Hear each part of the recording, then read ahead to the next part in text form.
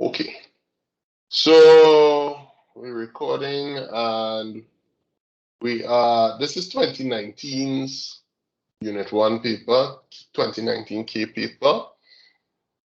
So we have three properties of a well-designed algorithm. We spoke about this. This is one of the first things that we spoke about when we started to learn program design, right? Or problem solving.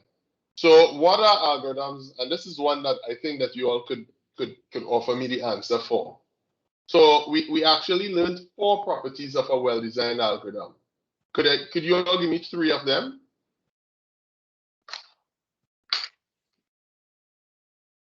Finite number of steps. Right. So one of them is a finite number of steps, right? And we know that because your algorithm must end somewhere because you must always reach to the solution. So another well-designed algorithm property is what? Not the same person.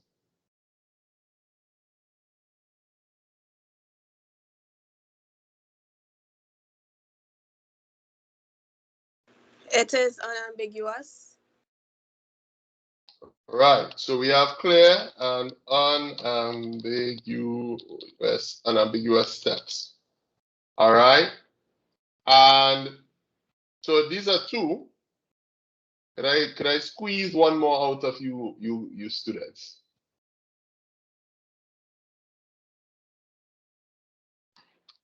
Yeah. Easy to follow or replicate, sir. That is clear and unambiguous steps. That falls under that. There's a flow of control. All right, we must have a flow of control from one process to another. So each step must be distinct. You must be able to do a step, complete it, and go to the next step. And the last property is that you get a general solution to the problem. So you can't have an algorithm that does something and then when you're done, you don't have a solution to the problem or the problem isn't solved. Well, let me say you could have it, right? Hi, Elon. Let me say you could have it. It's just that, it's not going to be worth anything. I mean, in developing our algorithms or in developing our programs, a lot of times we might encounter,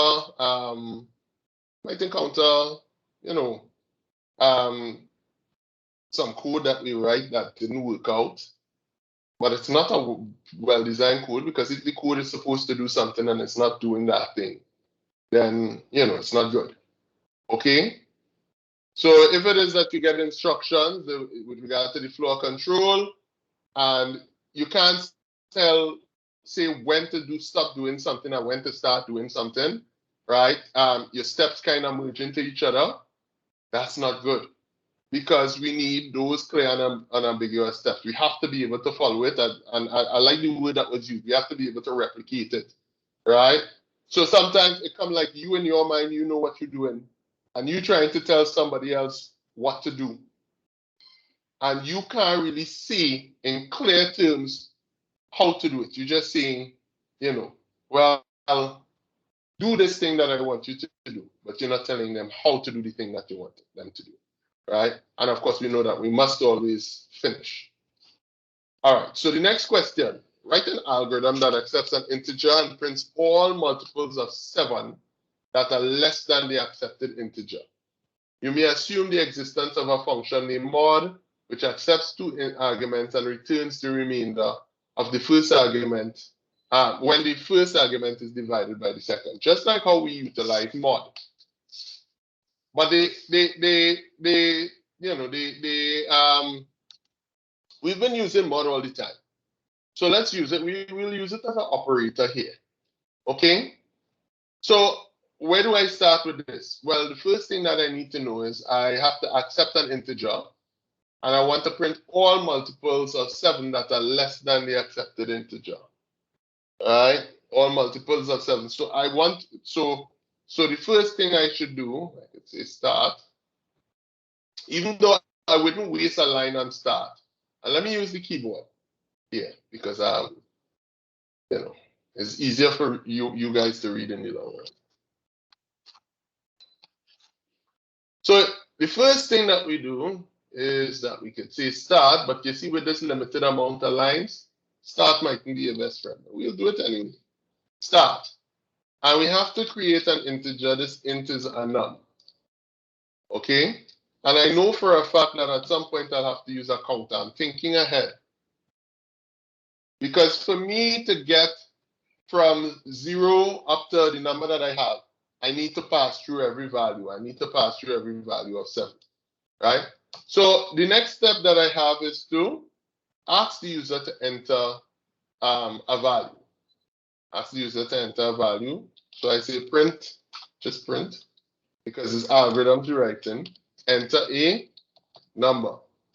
And then I say input num. So I take the number in, and what next? Anybody want to tell me where to go from here? Just asking anybody. I don't want to call. A fall from 0 to the number. Right, so we could take a for loop from, so for, right, for what? For I is equal to 0. 0 to num, right? And we could see step 1. You know, I just thinking about it. Do we need to go through every number? Because the question asking us for multiples of 7 after that number to print out. So you don't think we could be able to start at 7 and go up by 7 each time? Think that will work? Actually, yeah, but I think so 7 and 7 is 14, so yeah. Yeah, so yeah, and we just keep on printing out the multiples of 7 up until we get to that number, right? But we're not passing that number. So if that number is not a multiple of 7, it would be the multiple of 7 just before the number that would be the last thing to print out. So we say print, or we could use println to say, you know, we print in each one's own line, println I, N4, and then we will end. Okay, so we this way we didn't have to use mod. This way we didn't have to use mod. We could have done it alternatively, and let's step back and do it alternatively. Right? So we have the other way that we could have done it with for I is equal to 1, 2, 1 to num, step 1, and then we would have had to use an if, and say we say if what? If I mod 7 is equal to 0. So if the number is divisible by 7, then you print I. If before. Everybody good here? So this is kind of like a little alternative method of doing it. So either one of these would give you your 6 marks.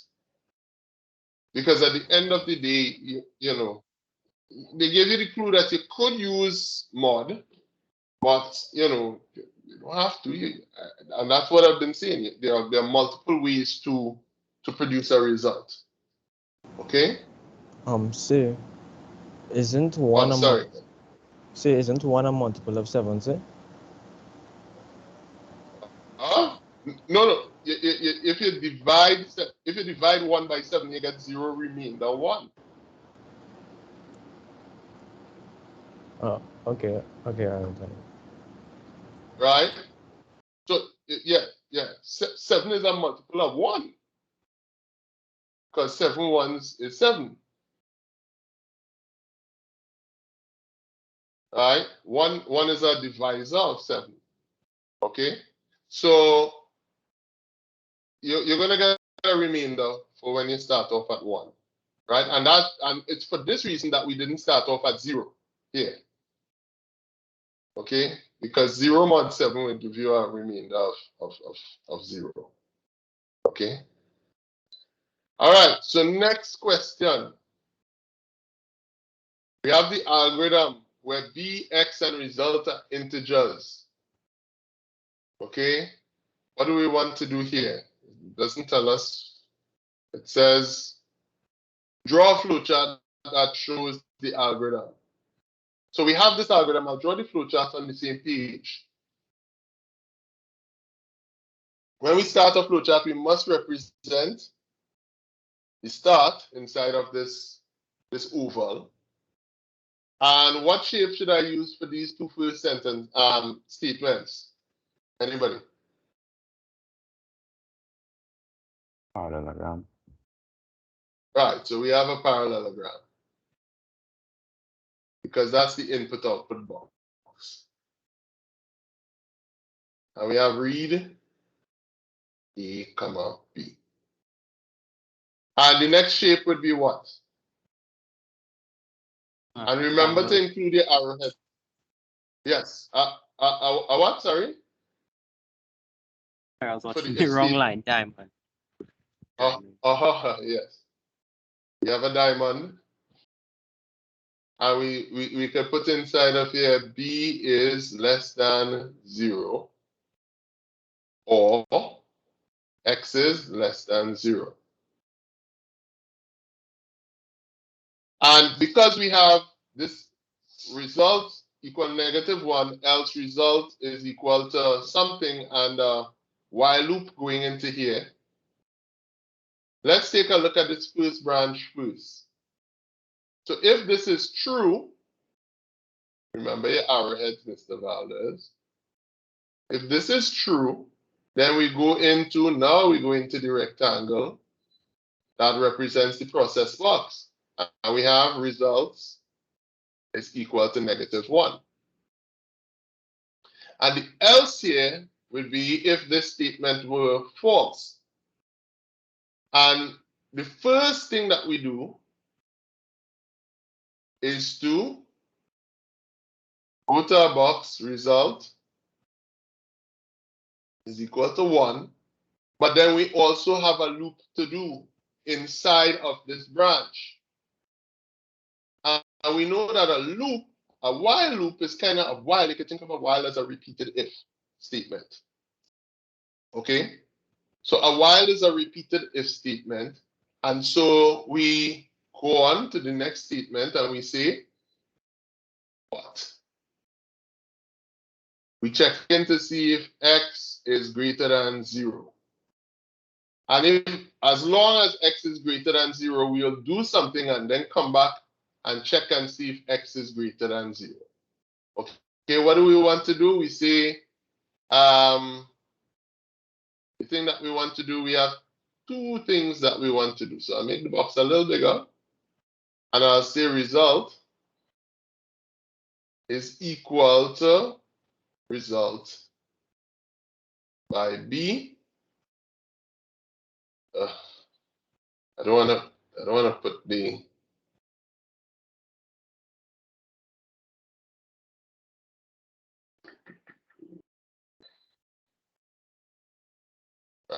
so result is equal to result by B, and they also want us to do x is equal to x minus 1.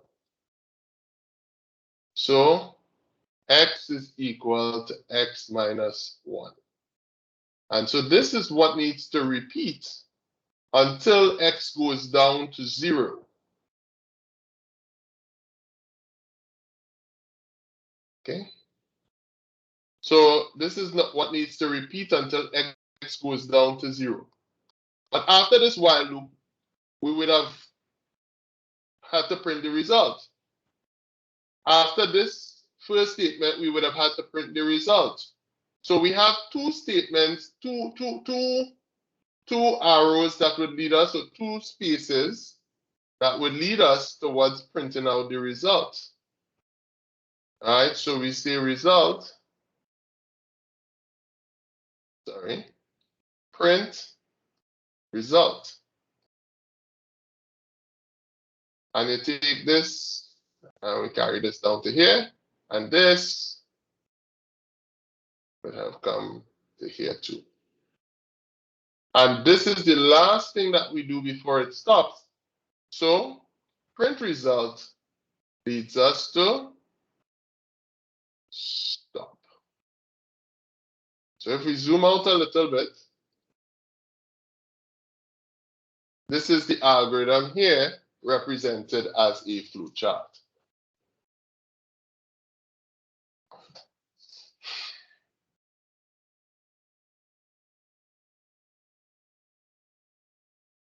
How are we doing? Yeah, that was not bad. All right. So you have a A instead of X at the top in the read part. Oh, sorry. Yes, thank you. Yeah, I put that there to check to see if you was paying attention. Thanks. All right, nobody's amused by that. All right. So let me ask them, because you know I'm here to please the people. You all satisfied so far that there's no stress thus far in terms of the session? Yeah. Yes. Yeah. All So, right. holding up Y'all so far. also, sorry? Holding up so far, sir. All right. You just holding on, but hold on. All right. Does it also give you all the feeling now that the exam isn't so bad? I would not like to judge the exam far, off sir. of the 2 questions we have done. Yes, sir. You can't. I refuse to fall into that mindset of thinking, oh yeah, that's not gonna be that bad. Because I only saw 2 questions out of the how much? The 17. So like I shall keep my opinion until proven otherwise. So these are the first two All right. questions. No, this question 3 and 4. Well, you know. But all right, let's see. I was trying to get Ali on video so I could say, hey, I have Ali on video Sir. saying that it's not so bad. Say, I heard from reliable sources say that this is actually the easiest part of the exam, and the harder part of the exam is actually remembering the theory and stuff. Say, Wow. so you're trying to Yeah. with the easy, nice stuff. Say, you see. I tried to give Ali some sort of confidence here. You know? All right. So we want to see, let's go on. They say we want to check and see what the value that would be if b is equal to 3 and x is equal to 3 at the start of the algorithm. So they want us to run through the algorithm. So let's take a look at the algorithm. And we are assuming, and the best way to do this is with a table, right? If we have the variable b and it's 3, and we have the variable x and it's 3, what is this if statement going to give us? Is b less than 0 or x less than 0? Is b less than 0 or is x less than 0? No. So we have to do what's in the else portion, right? Because we get a statement that's false or false, which overall is false. So we have to jump down to here. So we say result is equal to run. So we have result, right, is 1. And now we have a while statement. We say while x is greater than 0. Is x greater than 0? Right now that's true. So we say result is equal to result by b. So the value inside of result is now 3. X is equal to x minus 1. X is now 2. We go, is x greater than 0? This is still true. 2 is still greater than 0. So result is equal to result by b. So 3 by b is 9. X is equal to x minus 1. That's going to be 1. Why is that so difficult for me? That's because it's Friday, right? You know, the brain not used to working on a Friday. And this could be good because next thing I'll get the exam on a Friday, you know?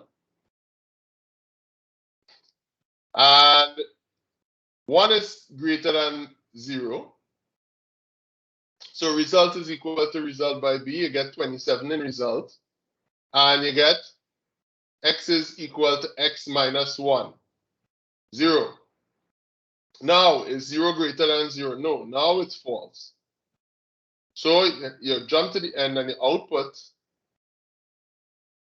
will be 27.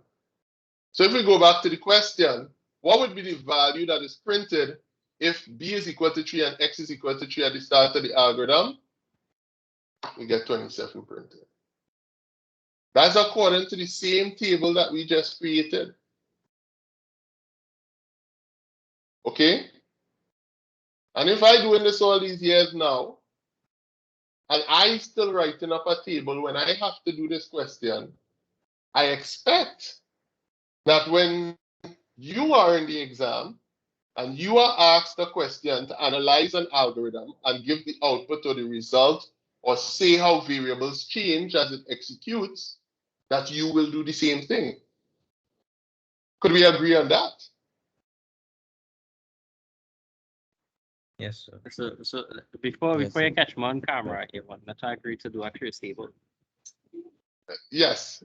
I want so that if you come out to the exam and say, you know, I didn't do no trace table, but I know I get it correct, I'll rant and rave and you know I'll use this as evidence to say, hey. But as I'm on sick double the time to read and thing now. So like I wouldn't say on cameras are definitely yes. Depending on the time of the occasion, a trace table may be considered as viable. Depending on the time. I will take that. But what I'm telling you, right, is that the trace table, once you write it down, you don't cross nothing inside your head. Now, you know, I know my brain a little old, so you know, I have to use the trace table. I'm suggesting it as a preferred method. Okay? But everybody have the own what you call this thing? Everybody has their own little technique, right? It's just to make sure it works well for you. Okay, now what if b is 3 and x is 0? So what if we started off with b being 3 and x being 0? Right? Again, we start off, is b less than 0? Is b less than 0? No. Right? No, so that's false, right? This is false. Is x less than 0? 0 is not less than 0. 0 is 0. So I kind of hate like points like this because some like in my head, because of maths, when I say less than, right, sometimes for some reason like you could say the equal, but in this you have to remember that if it's not equal to, it is not equal to, right? So it's not less than. Exactly. So you kind of have to say 0 is not less than 0. 0 is equal to 0. You kind of have to reaffirm that to yourself so that you know that you're not crazy, right? So once we get this, we do know that we have to go down here. And once we go down here, we say result is equal to 1. We do this line. But now we have the while loop that says while x is greater than 0. So look, they're trying to trap you again here, Omar. They're trying to trap you again. Because, you know, now they have that greater than 0. And it's easy to think back to this and say, hey, I get false here, I'll go put true here. But 0 is not greater than 0. 0 is 0. So what happens here is that this is false right off the bat. So what is our output going to be? We can't loop. We can't even do one loop. What's our output going to be? When the output be 1, yeah. Yeah, it would be 1.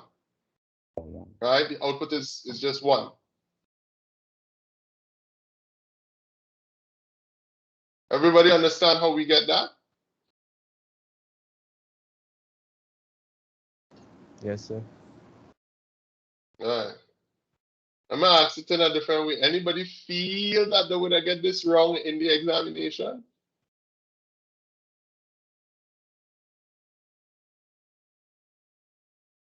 Hey, put your hand down, Yeah, boy. yeah, I would have probably got that wrong and also today, the truth.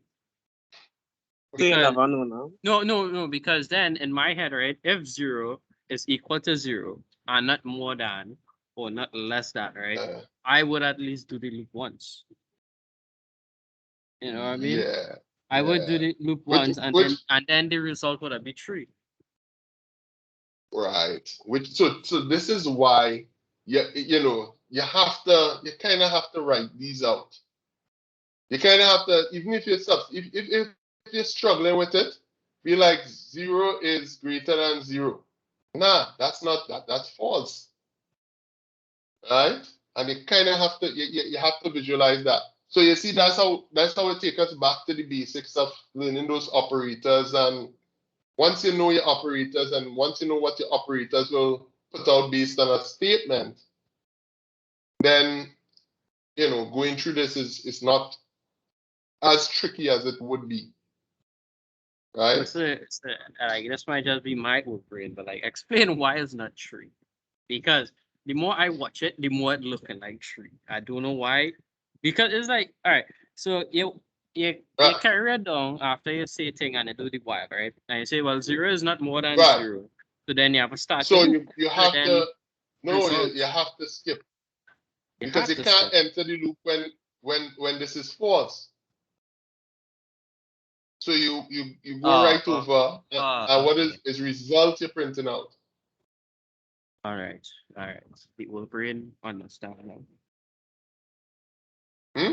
You're good with it now? Yeah. The old brain catch teacher. Right. See? Okay.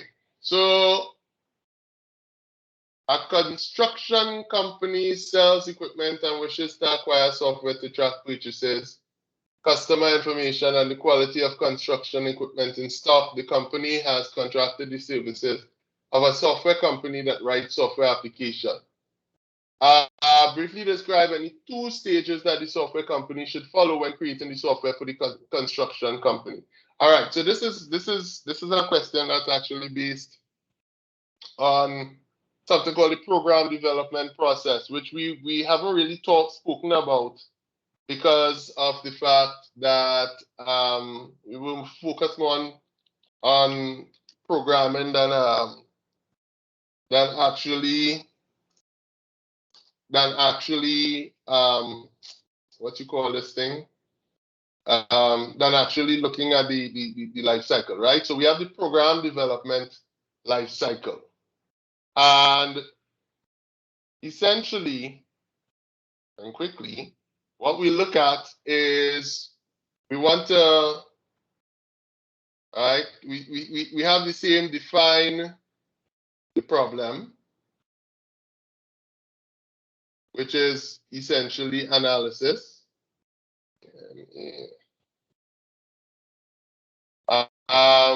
We have designing the program.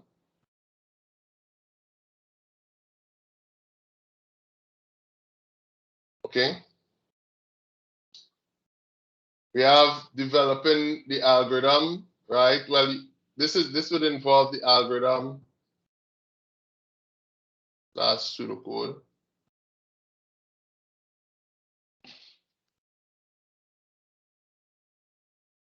We have coding, testing, documenting. Coding, testing, documenting. And it's not that coding happens, then testing happens, then documenting happens. Once you're coding, you should be testing and documenting. Okay? You write a piece of code, you test it, you see how it works, you write your comments about it. Once you get it perfect, you write your instructions as to how to use it, right? And then the last thing is deployment and maintenance.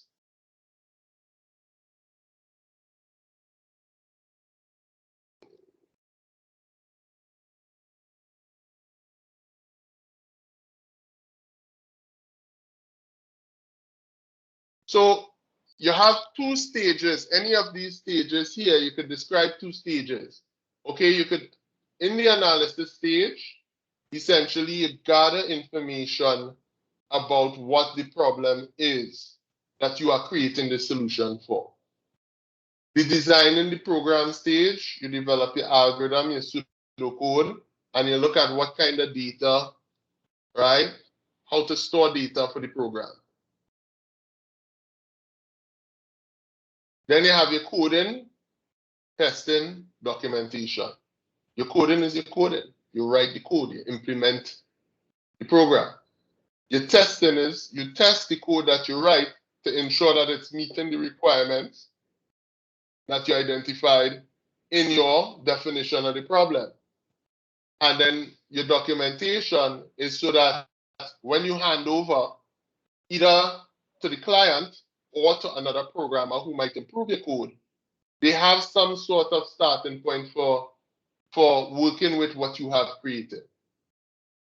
And then your deployment and maintenance is where you actually put it into practice, and any bugs, you address the bugs.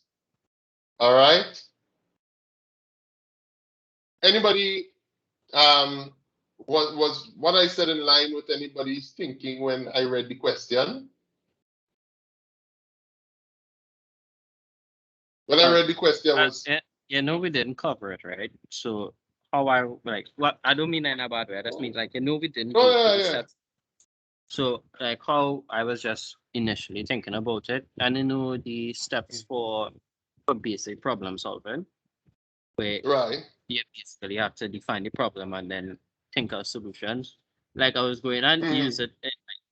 Like if I was placed in a situation, but you could. I have to answer this question, right? And I don't know the steps. Literally, if you just use the first two steps in basic problem solving, you could get this question correct. I think so too. Because remember, the last step in the problem solving question is that same evaluate a solution. Maintenance and deployment is kind of like evaluation in action. Okay? Where you come up with different steps is kind of like where your algorithm or pseudocode comes into play. Where you implement the solution that you pick the best solution is your coding.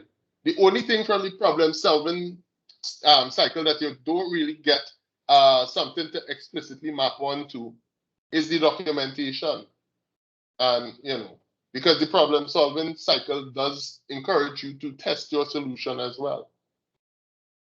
So yes, if your brain was in the correct spot with respect to us not meeting the actual programming cycle, right? The actual program development cycle.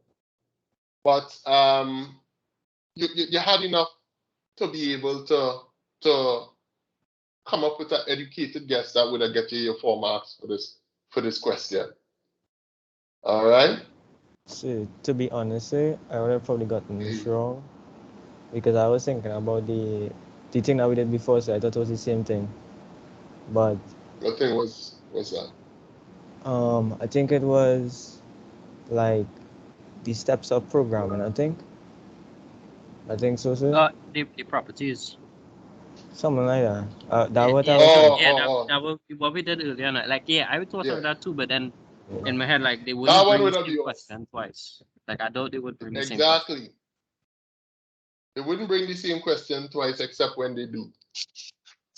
CXC has been known to do that once or twice. All right. But anyway, let's go on. Let's see how much we can get in the next 8 minutes. All right. So define each of the following terms. We haven't reached the functions yet in programming. But selection and iteration, if you had to define it. I could call a name. I'm going to call a name now. I'm going to call Kyra. Kyra, define selection for me. Sir, how I know in my soul you was gonna call me, sir. I'm minding my business.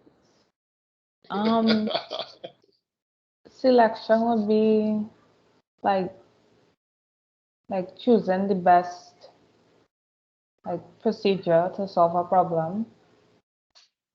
All right. I like the word you use choosing there, and we also use another D word.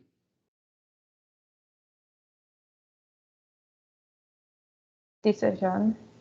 Right. So the selection structure is how they use to allow the program to make decisions. Okay? Or you could say use to allow the program to make choices. But stay away from like saying the best choice or the worst choice. You know, it's not like a heuristic choice. Remember, it's a logical choice. So this is allowing the program to make a decision or a choice based on some criteria. Okay? If I call Kyra, I will have to call Anaya. Anaya, what is iteration? I believe it has something to do with looping in the program itself. Okay. Okay, yes. So it allows instructions looped. Right? It allows the instructions to be looped for either a set amount of time or until a criteria is no longer met. Oops. Longer met. All right. So this is our iteration structure and a function. I spoke about functions before. Actually, let me see if anybody. I feel like Elan could tell me what a function is.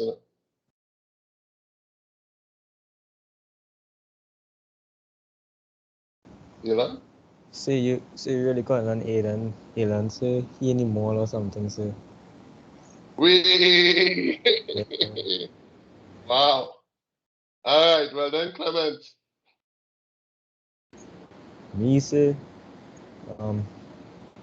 a function is something used in decision making. So like and or that.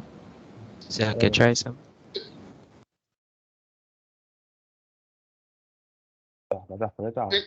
Huh?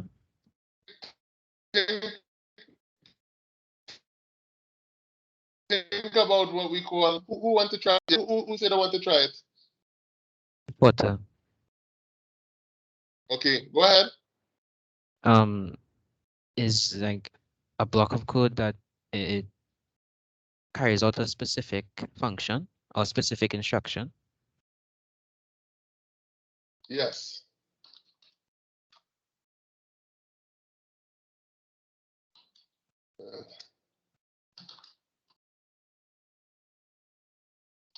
We have to add some, but I missed it. Huh? Yeah, go ahead.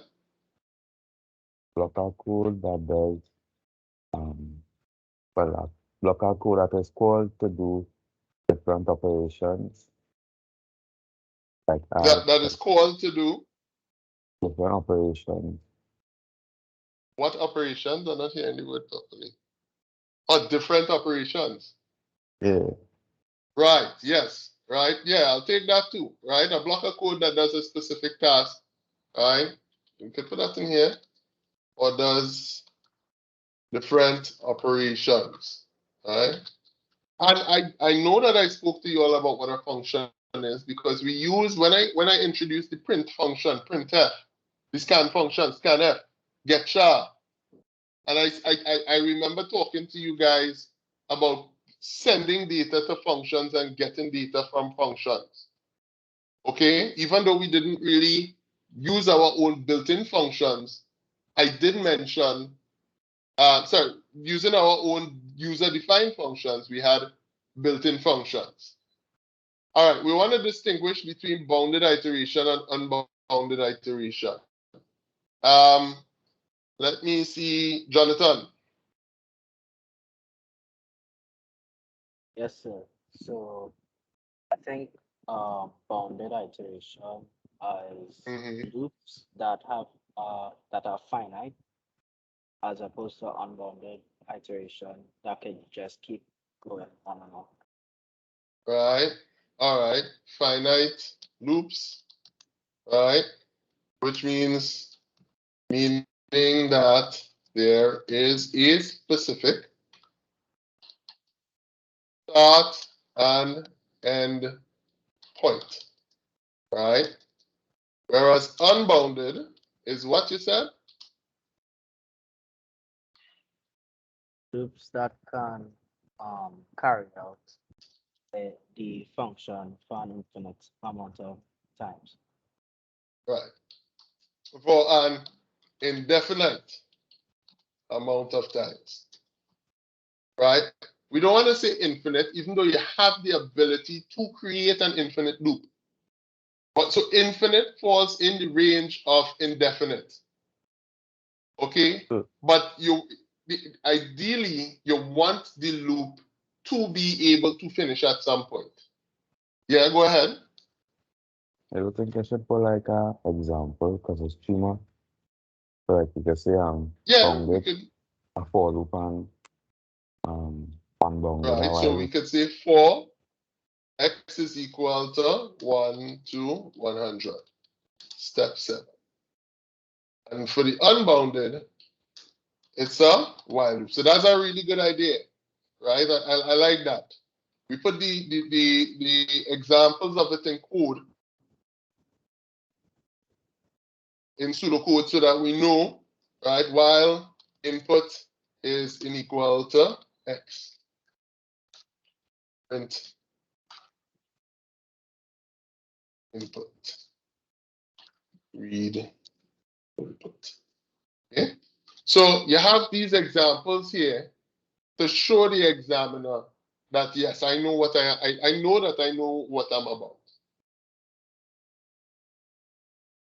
All right, let me see. Oh,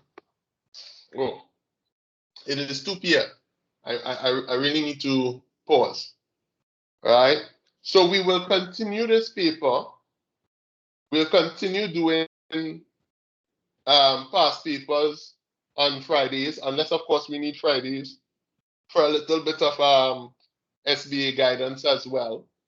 So, you know, I think that we'll shift over next week, not next week, week after, to SBA guidance. And the week after, we will, yeah, we would go on for a couple of weeks to SBA guidance, and then coming down closer to February and the end of February, we'll probably come back to doing some past papers on the Friday. Okay? But don't worry, you all might get a little past paper question or two for coursework or something. So, right? Nothing too ridiculous. But so far, it seems manageable. Yes? At least from the impressions that today's class brought. Yes? No? Say no comments, sir. From the selection of questions, yes. I can't fight any day.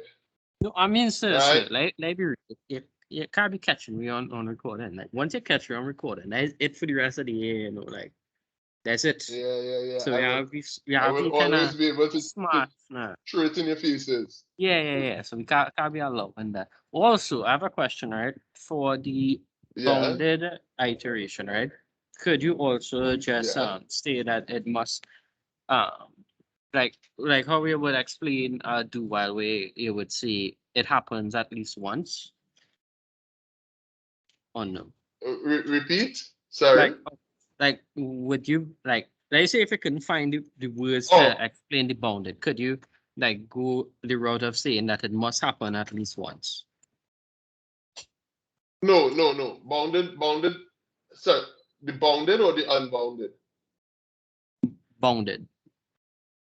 No, bounded can happen 0 times too. Really? That is weird. Yeah. Okay. Good to know. Wait, I really don't have the time to show you now. But no, we have done. I just wanna picture it in my head so I know how to explain it now, even if I can't bring out like again, it's good to try to take things into your own words so you could just understand and just whip it out if you get a question. So from understanding that, I know I have to include that it must have a defined start and end rather than you know what I mean? So it must have a defined start and must have a defined end rather than the opposite. So it's good to just have those small words. So then, if I have to explain if it's for 1 mark or for 3 marks, like it's easier to just take those specific words and expand it or reduce it. Understood. Right. For this question, I wouldn't go into that for this question, but for this question, you could mention that the unbounded have the 1 or more or 0 or more, but that's a little bit of an overkill. Right? The bounded is just means that you have a specific start and end point. If it is that in the specific instance, the start and the end point are, let's say you was doing an ascending and you had a 1 point where it's greater than the start point is greater than the end point, then you will have looped for 0 times. Okay?